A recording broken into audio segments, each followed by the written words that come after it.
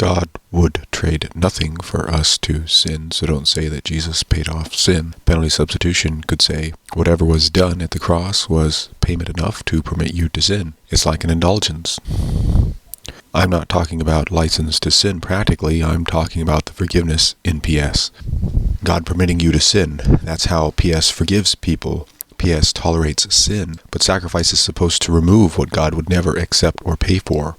It's like the only payment God would accept for sin is abandoning sin, but that would still be wrong because God wouldn't accept sin. Instead of turning away the sin, like the Old Testament sacrifices, God has wrath on it, they say. But God takes away sin and does not wrath it in Christ's body. How does he take it away? Sins were put on Jesus' body, which dies. His spirit could not die because his intent was not sinful. This fulfilled the old covenant, but the Bible tells us several times that his death did two things. It also gave us his spirit. This is the New Testament. The breaking of his body was for the old covenant. His blood, his spirit was given to us, and so we see these things, that he removes the charges, and that he also makes us not chargeable by his new spirit. Penal substitution adds a third thing to the Bible. The sinners rent or purchase their sins from God, but God would not accept any payment from them, nor even from himself. He would not accept his own wrath to justify sin. Wrath is only because of sin and towards those who won't let God remove it. Sin. Sin must be removed. PS sounds like he not only puts up with sin, but charges himself a second time, like two negatives equal a positive. Like he'll accept your sin if he gets paid the cross. But actually, it's like God says, join me, and I'll not charge you for trespassing. And before we join him in the chargeless new covenant, the old covenant only removes the charges for those who partake by sacrifice.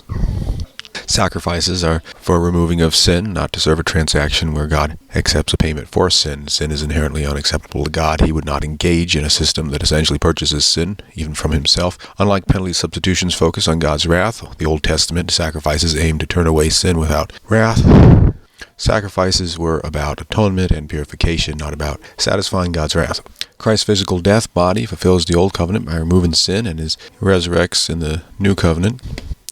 Empowers believers to live righteously. We got the sin was placed on Christ's body, which died, symbolizing the removal of sin, which literally took place in God's mind. Like Noah's covenant, you guys are wicked, I hate wickedness, but I'm not holding it against you.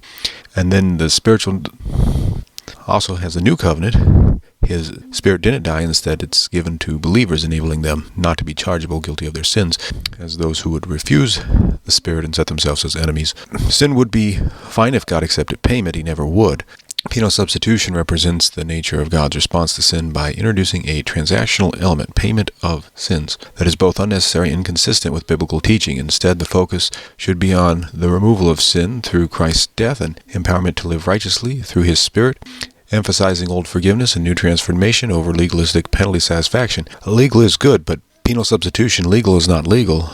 Legal wouldn't contradict as much as what PS calls legal.